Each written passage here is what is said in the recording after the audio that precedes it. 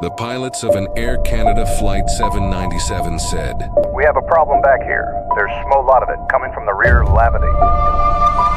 Air Canada DC-9 are in a race against the clock.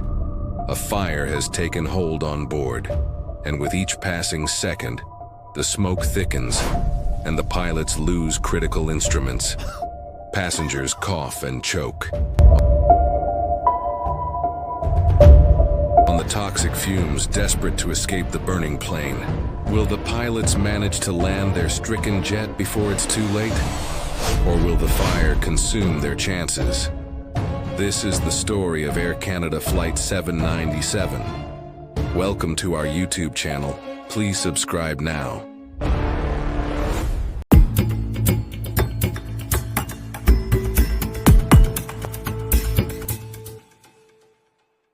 It was a bright June afternoon, the 2nd in 1983. Gate 22 was a microcosm of this, bustling with passengers for Air Canada Flight 797, a DC-932 bound for Toronto and then Montreal. The mood was light, vacation-bound. There were families with children clutching toys, business travelers already buried in reports, and couples looking forward to getting home. In the cockpit, Captain Donald Cameron completed his pre-flight checks. At 47, he was a seasoned pilot, his calm demeanor a product of years in the left seat.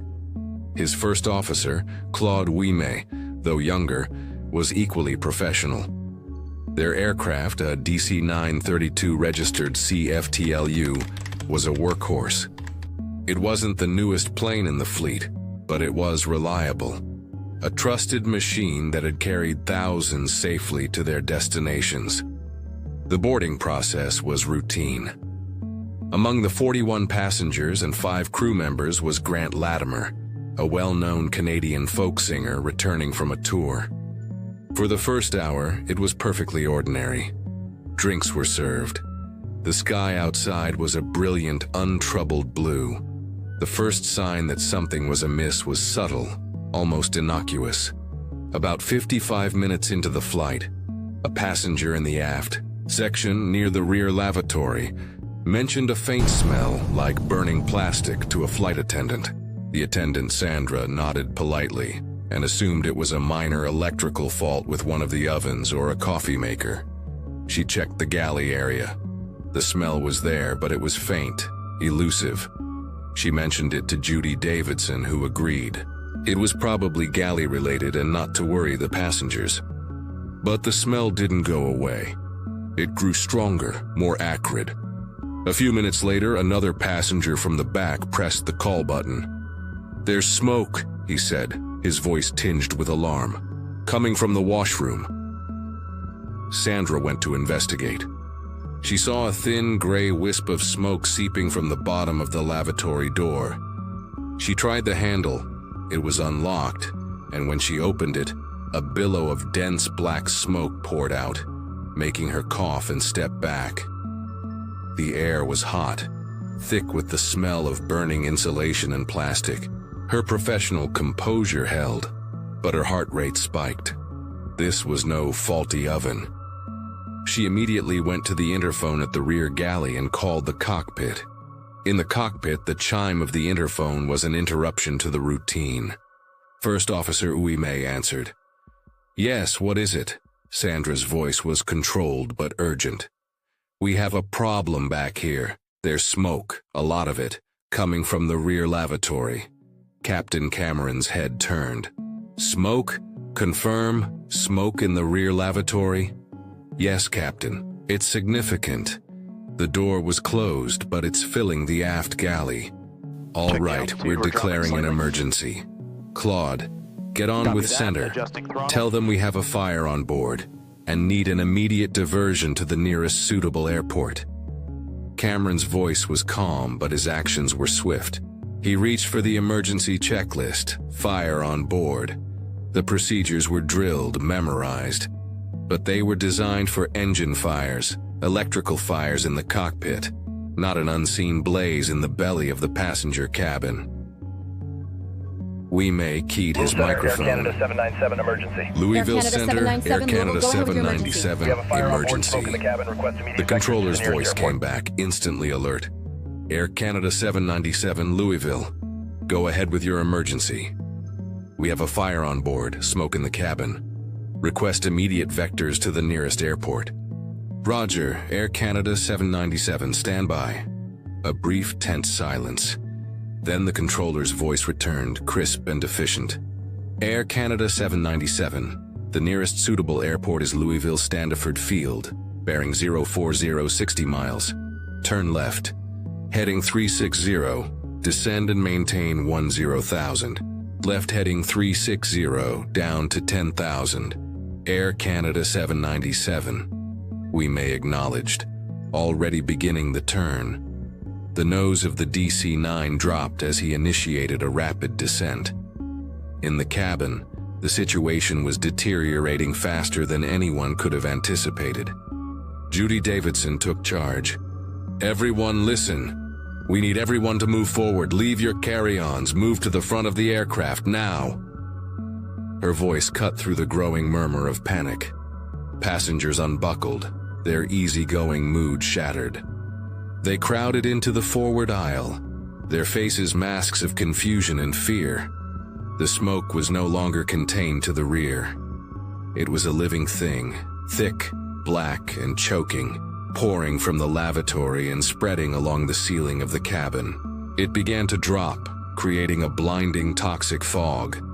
The cabin lights flickered, their glow diffusing eerily through the murk. Back in the cockpit, the first tendrils of their own nightmare were beginning to seep under the door. A faint haze appeared in the flight deck. Cameron and May exchanged a glance. This was bad. The fire was not just in the cabin, its byproducts were invading their sanctum. Pressurization, Cameron said sharply. We need to dump the cabin pressure. It might suck some of the smoke out. May reached for the pressurization controls, moving the outflow valve to manual and opening it. There was a loud roar as the pressurized air inside the cabin rushed out into the thin atmosphere. For a moment it seemed to work. The smoke in the cockpit thinned. But in the cabin, the effect was terrifying. The roar was deafening and the smoke swirled violently, but it did not clear. The fire was producing more smoke than the depressurization could remove. The DC-9 was now screaming downwards at over 4,000 feet per minute. The airspeed indicator pushed against the red line. Outside, the blue sky was rapidly giving way to the hazy brown of the lower atmosphere. Louisville, Air Canada 797, we are descending through 18,000. The smoke is increasing. We have smoke in the cockpit. May's report was terse. Roger, 797. You are cleared for a straight-in visual approach to runway 35 at Standiford. Winds are calm. Emergency equipment will be standing by. Cleared straight-in runway 35, Air Canada 797. But the cockpit was becoming a chamber of horrors. The smoke was back, thicker than before. It stung their eyes, making them water. It caught in their throats, causing them to cough. Then the electrical systems began to fail. A warning light flickered and died. The flight instruments on first. Officer May's side began to gyrate wildly, then went blank. The smoke was short-circuiting the vital systems that ran through the aircraft's ceiling and floor. I've lost my attitude indicator, May called out, his voice tight. Airspeed is fluctuating. He was now flying on instruments that were lying to him, their readings corrupted by electrical faults. Captain Cameron still had his primary flight display, but it was fading in and out. The smoke was so dense now, they could barely see each other, let alone the controls. May, half-blinded and relying on a failing artificial horizon, was now the only one who could physically control the aircraft. He was flying partially on instinct, partially on the fragmented information Cameron could relay. Keep the nose down. Airspeed is bleeding off. More right rudder. Cameron was acting as a human flight director, his own vision blurring from the smoke and tears. In the cabin, it was a scene from hell. The smoke was now a blinding, impenetrable blanket. The passengers were on the floor, having been instructed to stay low where the air was marginally better. They were coughing, gasping, using clothing and seat cushions to try and filter the air. The heat was becoming intense. The floor near the rear of the aircraft was hot to the touch. The plastic panels on the sidewalls were beginning to warp. The fire was no longer just in the lavatory. It was eating its way through the airframe, through the insulation, the wiring, the very bones of the aircraft. Air Canada 797, you are 3 miles from the threshold. Do you have the runway in sight? The controller's voice was a lifeline. We may, his face pressed against the side window, trying to see through the smoke, and his own watering eyes squinted. Then he saw it, a gray slash in the green landscape. I have the runway, visual, cleared to land 797. Emergency equipment is rolling. The landing gear thumped down. The flaps were set, but their problems were not over. The smoke in the cockpit was now so thick that Wimay could not see the runway once he flared. He was landing blind. 50 feet, 30, 20. Cameron called out, his voice a raw croak. 10, 5, now! Wimay pulled back on the yoke, feeling for the runway. The main wheels touched down with a screech of rubber, a hard but safe landing. He immediately deployed the thrust reversers, the engines roaring in reverse pitch, slowing the aircraft. As soon as the DC-9 was slow enough, Captain Cameron activated the emergency evacuation signal. The sound of the alarm was muffled by the smoke. The flight attendants, drilled for this moment, began the evacuation. It was still usable, but slower, more dangerous. People jumped onto it anyway, desperate for air. In the rear, the situation was catastrophic. The fire, having smoldered unseen for so long, finally found a massive source of oxygen. As the aircraft slowed, a phenomenon known as a flashover occurred. The superheated gases and accumulated smoke in the rear of the cabin ignited instantaneously. A fireball erupted from the rear of the aircraft, roaring through the cabin like a blowtorch. The temperature skyrocketed in seconds. Those still in the aft section, including some passengers who had been overcome by smoke and couldn't move, and flight attendant Sandra, who was heroically trying to reach them, had no chance. On the tarmac, it was chaos.